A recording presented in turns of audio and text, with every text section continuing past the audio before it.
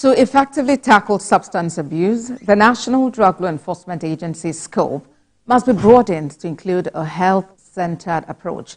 This is a submission of representative of Lagos State Ministry of Youth and Social Development at a program on drug abuse organized in collaboration with YouthRise Nigeria. Senior correspondent Ivy Kano reports. Reports by the United Nations Office on Drug and Crime in Nigeria indicates that 14.3 million people aged between 15 and 64 abuse drugs. At this one-day stakeholders dialogue on substance abuse with the theme Beyond the Surface, responding to substance use among young people, speakers say sustained efforts should be channeled to addressing drug abuse, as drug abuse is not a moral issue. Guest speaker advised parents and guardians on physical signs to look out for in young people. Your son has a room to himself. Have a spare key to his room. Go behind him, open the door. You don't know what you are looking for, but when you see what you are looking for, you will know it. What you're actually looking for is what is called paraphernalia of drug use. So when you see matches, lighter, needle and syringe in his room, not once, not twice. Because the establishing NDA established the sole majority of evidence, not for users. That's going to be expanded to include users.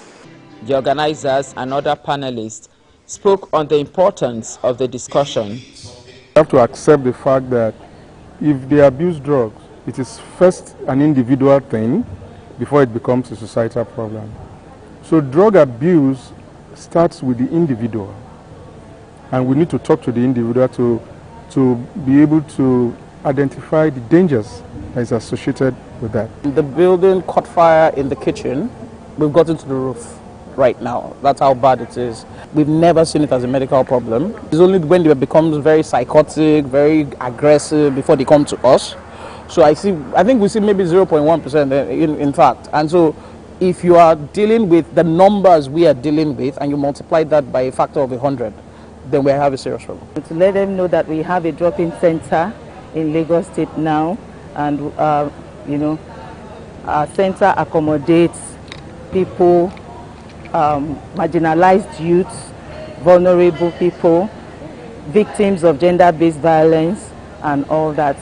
YouthRise Nigeria says they intend to take this dialogue to other states across the nation. Ivy Kano, TVC News, Lagos. That's